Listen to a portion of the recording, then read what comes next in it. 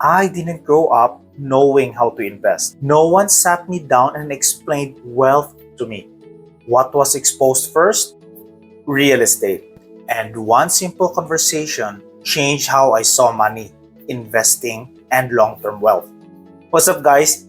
It's Ian here. In this channel, we talk about life, money, mindset, and real estate, especially for people who didn't grow up with financial education and are figuring things out later in life. This video is not about comparing investments.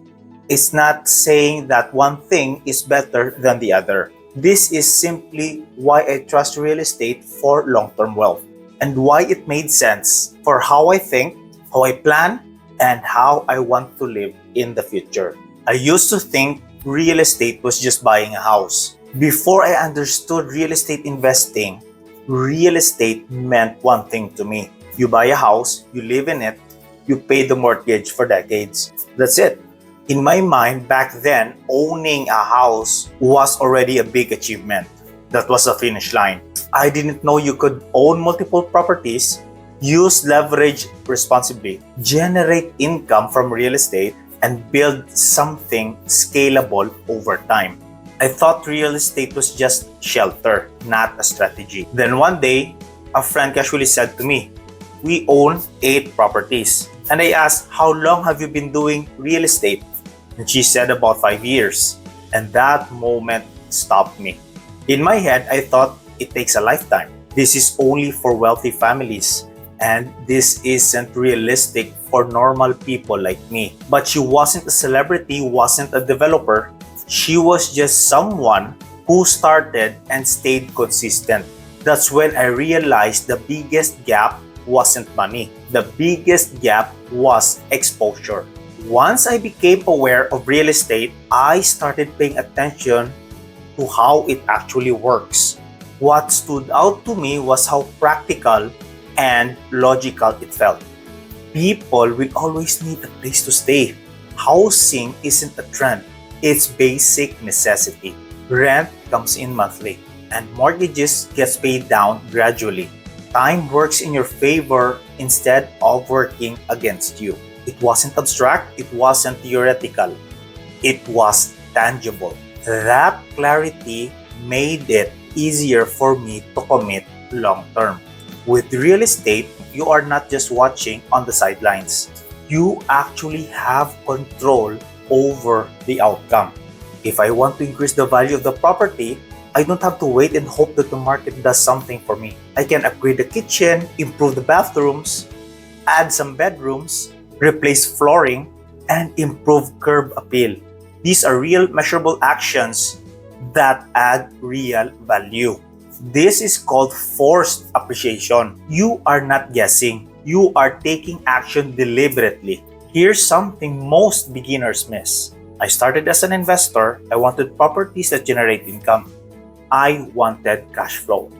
But as my portfolio grows, I realized real estate is not actually passive. You have tenants, you have maintenance, you talk to lenders, you refinance, and market decisions to make.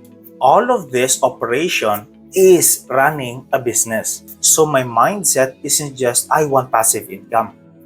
It's I want to build a real business that produces cash flow and grows over time. Every tenant, every rehab, every refinancing decision is part of a bigger system. Let's break it down.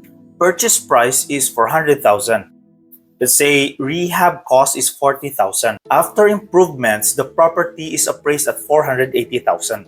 That's $80,000 increase from a 40,000 investment. You didn't wait years. You did not rely on luck. You made a strategic improvement. This kind of control builds confidence, especially for long-term planning. You choose where and how you invest. And another reason why I trust real estate is choice. You decide which city to invest in, which neighborhood makes sense, what type of tenant you want, and what strategy fits your goals. You can pick areas near schools, hospitals, transit, and close to employers. That means you are not buying randomly. You are stacking the odds in your favor. Long-term trust comes from intentional decisions. Tangible, not just numbers online. Real estate is tangible. Mahahawakan mo siya. I can walk through the property, see what needs improvement, and physically make it better. It's not just charts on the screen. And here's something personal. 50 years from now, that address will still exist. While that address still exists, companies fail, markets change, trends come and go, but land and housing still remains. That physical certainty gives me peace of mind. When I talk about wealth, I want to be clear. Cash flow comes first. Cash flow is what supports life. It pays bills. It replaces employment income. It funds retirement without selling any of your assets.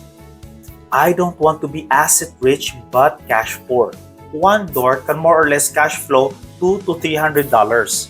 That's $2,400 to $3,600 per year from a single unit. Multiply that across multiple units.